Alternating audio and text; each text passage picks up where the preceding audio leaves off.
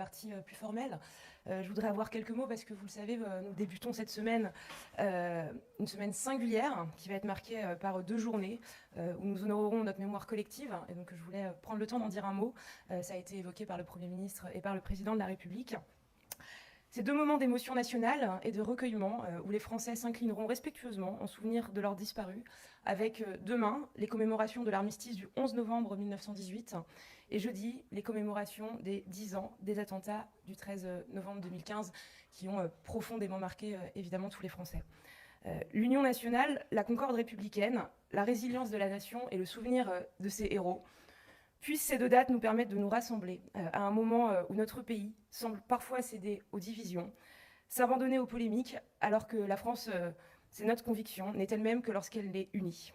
Et bien sûr, ces dates n'effaceront pas nos différences, elles ne feront pas taire nos débats, et ils sont sains dans une démocratie. Mais ces journées sont avant tout celles qui nous permettent de faire nation et d'honorer, peut-être plus encore que les autres jours, cette France que Maurice Genevoix qualifiait de douloureuse, héroïque et fraternelle. Je vous remercie et je tenais à avoir ces quelques mots et ces pensées. Et j'en viens à la partie plus formelle du compte-rendu de Conseil des ministres, avec un premier texte qui a été présenté par mon collègue Roland Lescure, un texte portant diverses dispositions d'application au droit de l'Union européenne. C'est un texte qui est très technique, mais qui vise à regrouper différentes mesures pour permettre à la France de se conformer à ses engagements européens.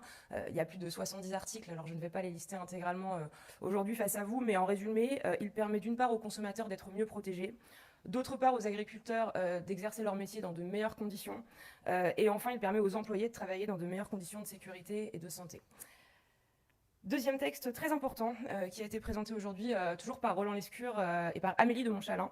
Alors de quoi s'agit-il? Il s'agit du texte qui retrace l'exécution budgétaire de l'année 2025. En clair, ce n'est pas une projection dans l'année qui vient, mais une photographie de l'année en cours. Et ça permet à l'ensemble des parlementaires, dans une logique de transparence et de contrôle, de vérifier si l'exécutif atteint les objectifs fixés au moment de la loi de finances initiale, qui a donc été présentée au Parlement en début d'année. Alors, ça a l'air technique, mais il faut retenir 2 choses qui sont absolument essentielles. Premièrement, nous sommes sur les rails pour 2025.